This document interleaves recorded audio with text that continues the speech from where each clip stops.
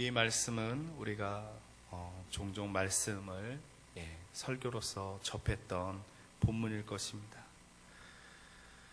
우리가 이 말씀을 보면서 하나님께서 얼마나 기도가 중요하고 또한 믿음이 얼마나 중요한지를 우리에게 말씀해 주고 있습니다. 오늘 말씀을 간략히 정리하면요, 예수님께서 변화산에서 올라가셔서 기도를 하고 내려오셨습니다. 근데 내려올 때 보니까 제자들과 이 서기관들이 막 변론을 하는 거예요. 그러면서 예수님이 내려오는 모습을 보자 그 귀신 들린 아버지가 얼른 예수님께 와서 이렇게 얘기하는 것입니다. 예수님, 당신의 제자들에게 제 아들, 귀신 들린 아들을 고쳐달라고 얘기했는데 당신의 제자들이 고치지 못했습니다. 그러자 예수님께서 그 제자들에게 화를 내십니다. 이 믿음이 없는 세대여, 내가 어느 때까지 너희를 참으리요? 그를 내게로 데려오라. 그렇게 말씀하시면서 그 아이를 고쳐주는 장면이 나옵니다. 근데 여러분 알다시피 예수님께서 성경에 보면은요, 화를 내신 적이 많지 않아요.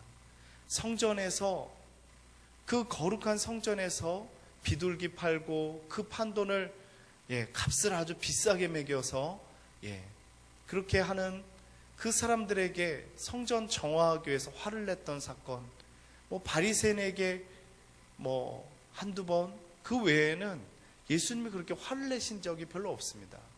근데 오늘 말씀에 보면 제자들에게 굉장히 책망하고 꾸짖으시는 것을 보게 됩니다. 그것을 보면서 우리가 느낄 수 있는 것은 이 제자들이 그 귀신 들린 그 아이를 고치는 것이 마땅했겠구나라는 것을, 당연히 고쳐야만 했겠구나라는 것을 깨닫게 됩니다. 그러면 그 예수님의 제자들은 왜 이 귀신 들린 아이를 고치지 못했을까? 저는 그 예수님의 제자들이 도대체 이 아이를 고치기 위해서 어떻게 했을까를 곰곰이 생각해 봤습니다.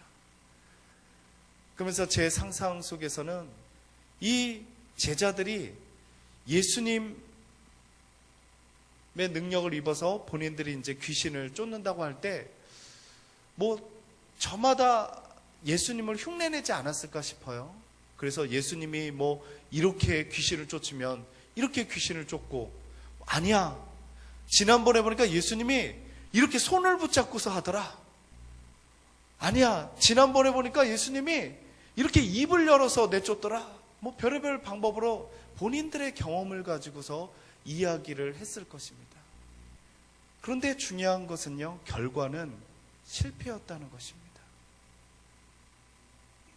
그러면서 예수님이 오기까지 실랑이를 벌이고 있고, 거기에 누가 있었냐면 바로 서기관이 있었습니다.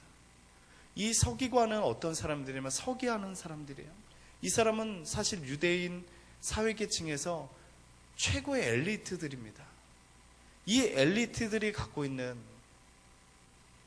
특징들이 있죠. 우리 주일날에도 간증해 주셨던 우리 박연훈 장로님께서 말씀하신 것처럼 우리 지식이 쌓이면 사실 하나님의 영역에 대해서 굉장히 머리로 따지게 되고, 그렇게 따지다 보면 우리의 생각으로 하나님이 들어오지 않기 때문에 하나님을 이렇게 제껴버리고, 그리고 안 믿고 그냥 내 스스로 판단하고 그렇게 할 때가 참 많이 있죠. 이 서기관들은 천국을 믿지 않았습니다. 그리고 영적인 세계를 믿지 않았어요.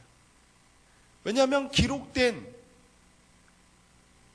그들이 보이는 그 글에 대해서는 신앙심을 가졌을지 몰라도 정말 보이지 않는 세계에 대해서는 그들은 잘 믿지 않았어요. 그러다 보니까 제자들이 처음에는 귀신을 내쫓는다고 하니까 궁금했던 거예요. 자세히 본 거죠. 근데 못 쫓아내니까 그들을 비아냥거리고 한심하게 여기는 것입니다. 그것을 질세하라 제자들은 그 전의 경험으로 주님과 따라다니면서 했던 그 경험을 가지고 어떻게 하든 고쳐보려고 애를 쓰지만 고치지 못하게 되는 것을 보게 됩니다.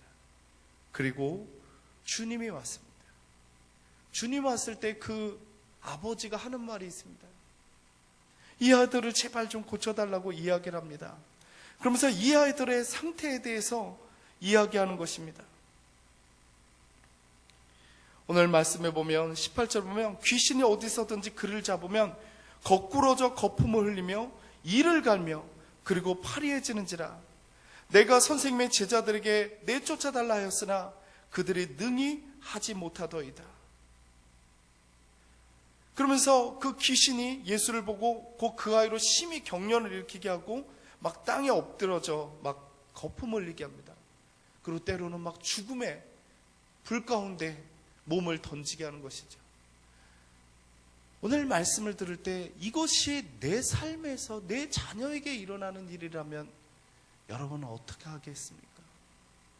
우리가 말씀을 읽을 때요, 이 말씀이 하나님과 나와의 영적 교제가 되지 못하는 이유는 이것이 그냥 누구 집 이야기인가 보다 라고 생각할 때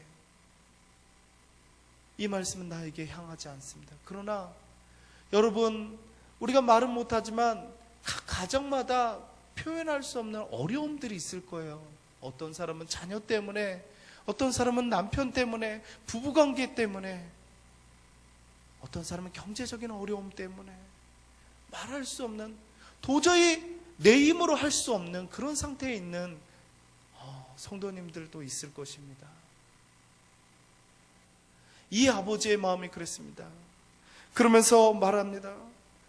예수님, 도대체 할 수 있으면 무엇을 하실 수 있거든 우리를 불쌍히 여겨달라고 간구하는 것입니다.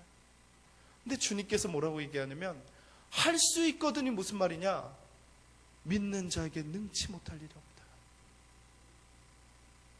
여러분, 이 믿음이라는 게요, 굉장히, 여러분, 믿음, 소망, 사랑, 그 중에 제일은 사랑이라. 사랑 이렇게 하죠. 믿음이 얼마나 중요한지 우리는 잘 인식하지 못할 때가 많아요. 기독교의 사랑은요, 믿음을 바탕으로 한 사랑입니다. 그 믿음을 바탕으로 한 사랑이라는 건 예수 그리스도가 죄인된 나를 위해서 십자가를 지셨다라는 그 믿음이 내 안에 있지 않는 한 내 안에서 나오는 사랑은 짧은 시기의 인간적인 사랑에 불과한 것입니다. 잠시 나와 맞는 사람을 향한 마음에 불과한 것입니다. 믿음이 왜 중요하냐면요, 인간이 선악과를 따먹고 난 뒤에 제일 먼저 그 마음에 들어온 것이 뭐냐면 불신이에요. 불신.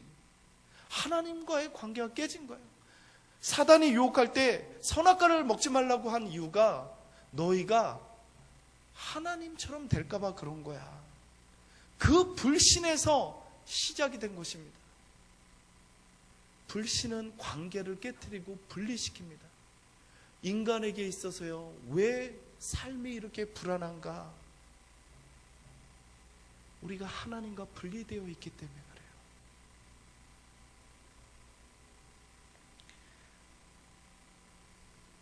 그래요. 여러분은 드라마를 안 좋아하시죠? 저도 많이는 안 보는데 이게 굉장히 즐겨봤던 드라마가 있었는데 이제 종영돼가지고 그 응답하라 1988 그 드라마에 보면은요, 지금보다 훨씬 못 삽니다. 근데 그 드라마 처음 시작에 참 재밌었던 게 뭐냐면요, 각 집마다 반찬을 했어요. 반찬을 근데 무수히 많이 합니다. 그 애들이요, 자녀들이, 야, 이 반찬 누구네 집에 갖다 줘라. 온 동네 그 반찬 나눠주느라고요, 애들이 힘든 거예요, 막. 그러니까 반찬 하나 이만큼에도 나중에 보면은 각 집에서 조금씩 줘가지고 골고루 반찬이 상에 있는 거예요. 가난한데도 그 아이들이 막 뛰놀면서 하는 그 모습이 너무나도 아름다운 거예요. 작은 것에 행복을 누릴 수 있는, 우리가 그 시대를 살았구나, 행복하더라고요, 그 드라마를 보면. 근데 우리에게 많은 것이 있잖아요. 근데 우리 안에 행복이 적습니다. 우리가 그때보다 훨씬 더 잘 살잖아요. 근데 마음에 불안함이 더 옵니다. 왜 그럴까요? 우리는 이미 서로와 서로에 대해서 관계가 많이 끊어져 있습니다.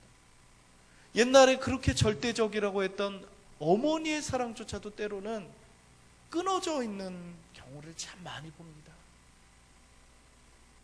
많은 어르신들이 이런 말을 해요. 야, 우리 때는 10명도 키웠다. 근데 사실 오늘날 2명 키우는 것도 힘들잖아요. 특히 남자들 이렇게 그 남편까지 하면 아들 셋이라고 하는 표현을 쓰지만 힘들잖아요. 여러분, 그게 왜 힘든지 아십니까?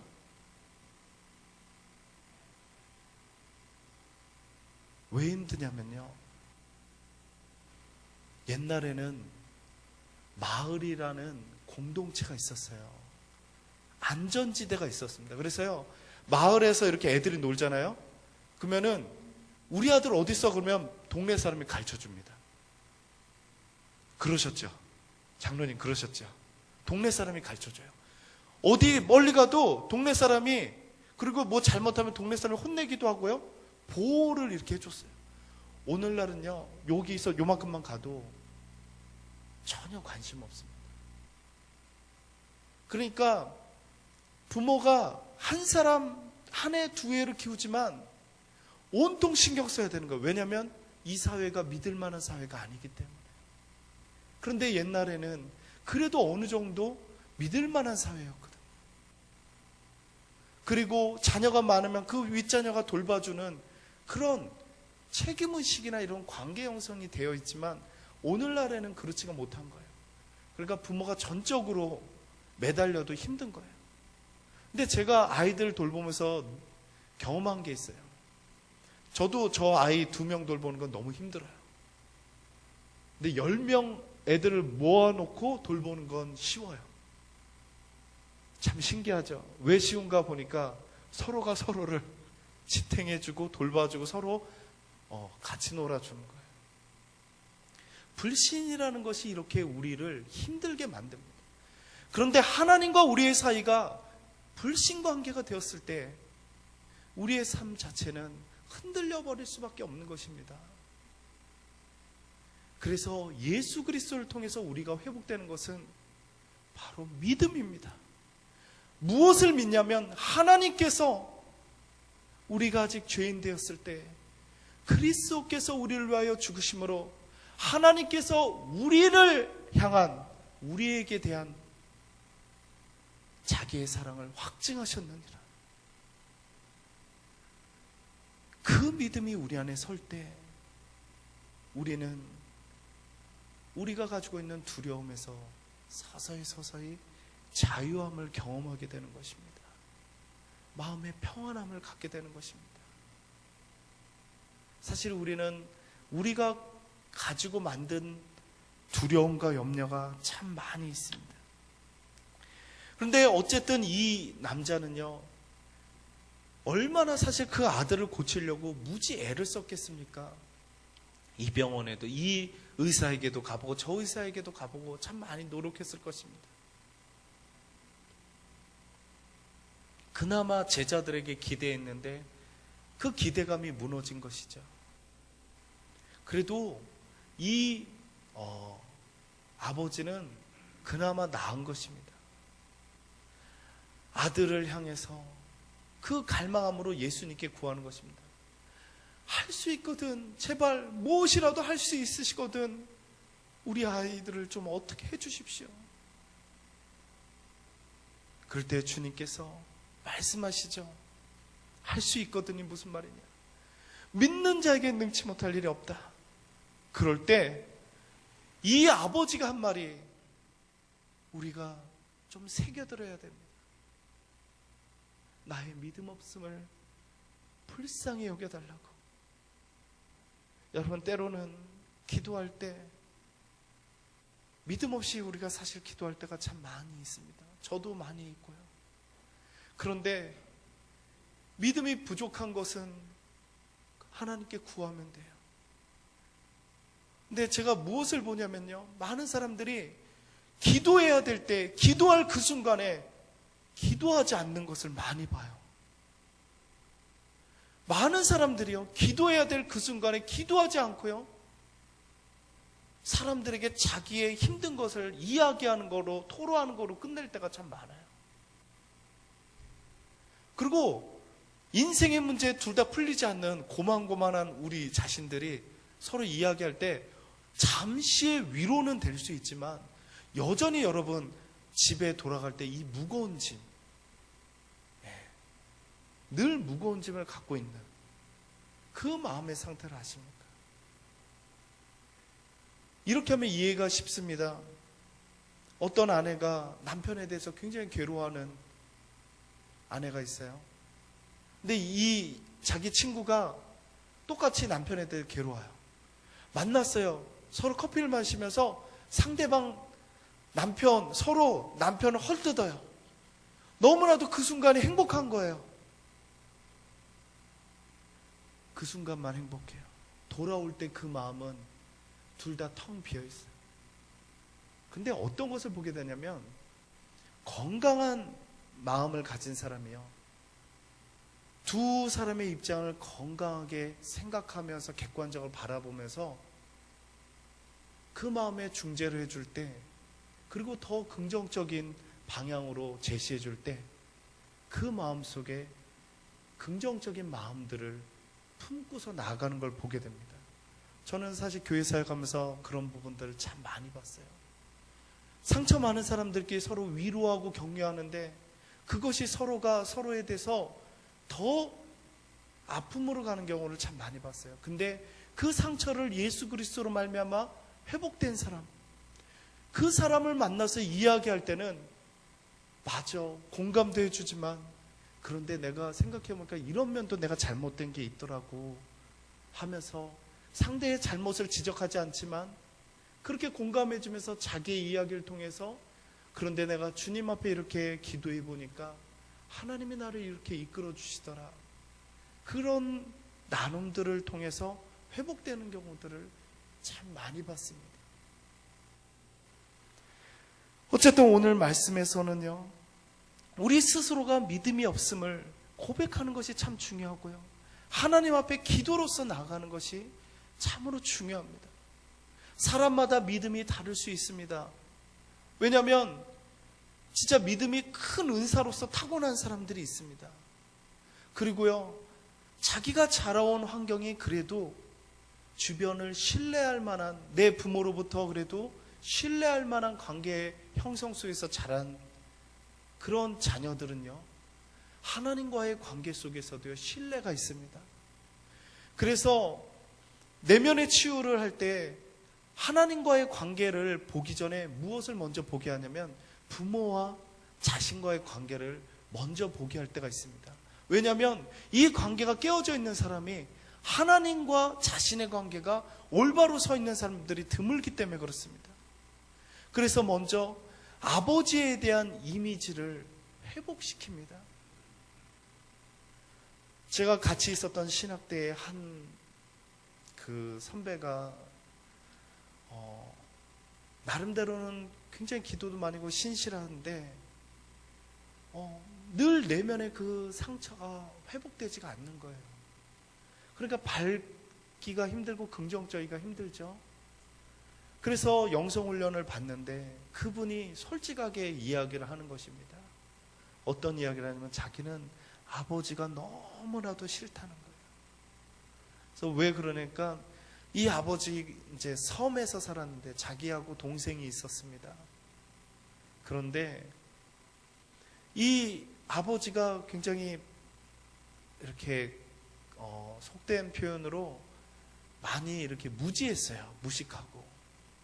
그래서 이렇게 따뜻하게 타이르는 법이 없었던 거예요. 막 심하게 뭐든지 심하게 때리는 거예요. 그러니까 자기 동생이 아버지한테 안 맞으려고 섬에서 막 도망가는데 섬의 끝에 가면 뭐가 있죠? 안 가보셔서 모르죠. 섬의 끝에 가면 바다가 있죠. 바다로 쏙 들어가서 아버지가 나오려는데 안 나오는 거예요.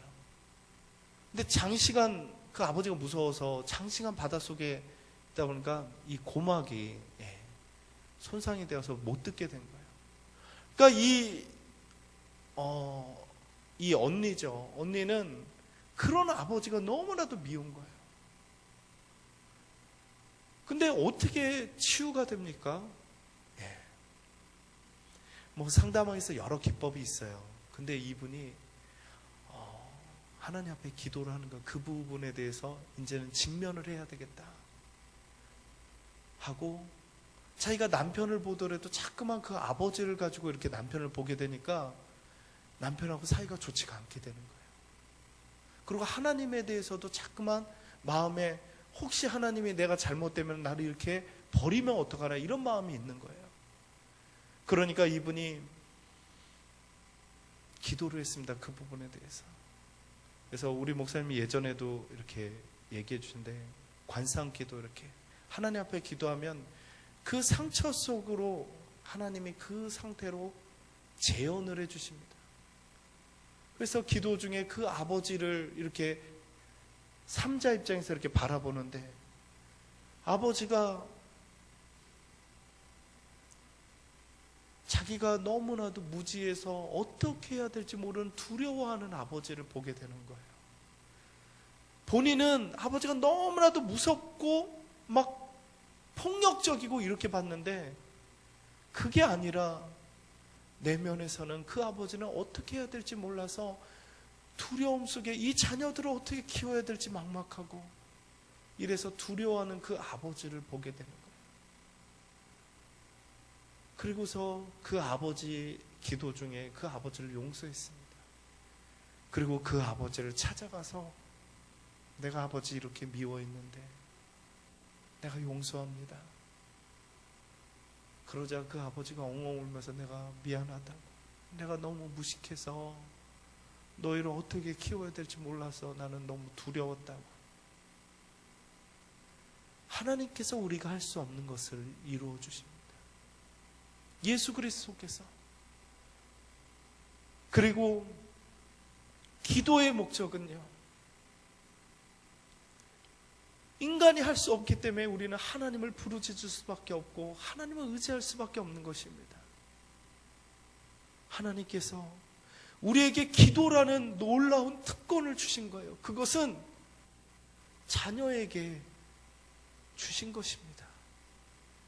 여러분, 배고플 때요, 아니면 돈이 필요할 때, 여러분 옆집 아저씨한테, 아저씨 저 배고픈데 뭐 사주세요. 친하면 그렇게 할 수 있죠. 아저씨 저 오늘 학교 가는데 10,000원이 필요한데 돈 주세요. 그러긴 힘들잖아요. 그렇죠? 진짜 친한 분 외에는. 예.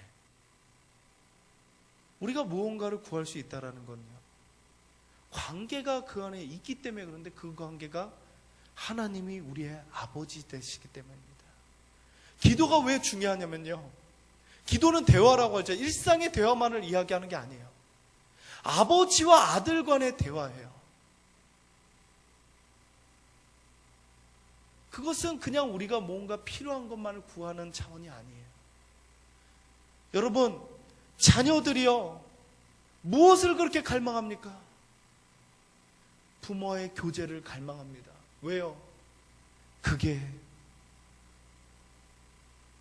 내가 아버지의 아들됨을, 딸됨을 확인하는 길이기 때문에 그렇습니다.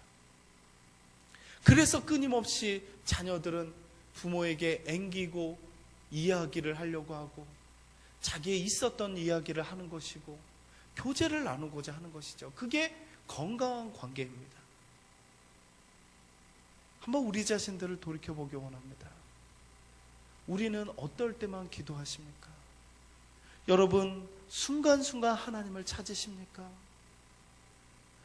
우리가 하나님과의 관계가 얼마나 돈독한가를 무엇으로 알 수 있냐면요, 순간순간 하나님이 나에게 떠오르는지를 보면 알 수가 있어요.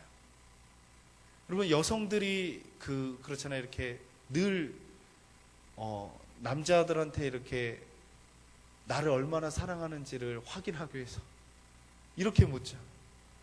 오늘 이렇게 나 몇 번이나 이렇게 생각났냐고. 예. 그럼 남자들이 준비된 거짓말을 하죠. 이렇게 수시로 생각이 났다고. 그러나 가끔 생각날까 말까 할 때가 많죠. 예. 왜냐하면 일에 몰두하다 보면, 관심을 갖다 보면 그렇습니다. 자주 생각나고 자주 떠오릅니다. 영적 교제도 마찬가지입니다. 하나님과 우리의 관계가 그분의 놀라운 임재하심을 경험하고 그분의 사랑을 경험하다 보면 우리 안에 그분이 머물러 계시고 함께 하심을 느낄 수가 있고요. 우리가 순간순간 그분을 의지하고 때로는 그분과 멀리 갈 때 바로 느끼면서 그분께 돌아오게 되는 것입니다. 그것이 바로 기도의 시작입니다. 기도는 하나님과 우리의 관계를 연결해 주는 것이고요. 그렇기 때문에 호흡이 되는 것이고요. 그렇기 때문에 대화가 되는 것이고요. 그렇기 때문에 생명이 되는 것입니다. 오늘 이 말씀을 통해서 주님께서 우리에게 말씀하십니다. 기도 외에는 이런 유가 나갈 수 없다. 너의 힘으로 세상을 살아가는 것이 아니라 내가 너에게 공급하는 내 생명으로 너희가 살아가는 것이다. 창조 때부터 사단은 우리를 하나님과 이간해서 갈라놓는 것으로 늘 끊임없이 우리를 유혹했습니다. 그 유혹을 넘어서 선악과처럼 달콤한 것으로 우리를 유혹합니다. 우리가 가장 유혹에 빠지기 쉬운 부분은요, 내가 바쁘기 때문에 기도할 수 없다라는 생각입니다. 그 생각은 우리 모두가 빠집니다. 근데 여러분 아시지 않습니까? 기도의 시간을 놓치면 점차 내 마음이 메말라 오고 무언가 쫓기는 것 같고 불안한 것 같고, 그리고 관계가 이상하게 끊어지고 무너지게 되는 것을 보게 됩니다. 그러나 기도로서 나아갈 때는요, 되지 않을 일 같아도 내 안에 무언가 평안함이 있습니다. 하나님이 하시기로 한 것에는 상황과 상관없이 내 안에 굳건한 믿음이 생기는 것이고 하나님께서 친히 이루어 주시는 것을 우리가 경험하게 되는 것입니다. 우리가 함께 그것을 경험하며 나가기 원합니다. 함께 기도하면서 나가기 원합니다. 때로는 믿음 없을 때 솔직하게 기도하십시오. 하나님, 나의 믿음 없음을 불쌍히 여겨달라고. 우리 이 시간에 같이 한번 기도하기 원합니다. 이 시간에 특별히 같이 기도하기 원하는 것은 한번 우리 자신들을 돌아보기 원합니다. 하나님과 우리의 관계가 어떤지를 돌이켜보기 원합니다. 내가 기도의 자리에 앉지만 정말 내 마음을 토로하며 하나님 앞에 기도하는지 한번 우리 자신들이 돌이켜보기 원합니다. 그리고 하나님을 온전히 붙잡고 나갈 수 있게 나에게 하나님이여 굳건한 믿음을 주시도록 우리 이 시간에 같이 한번 기도하도록 하겠습니다.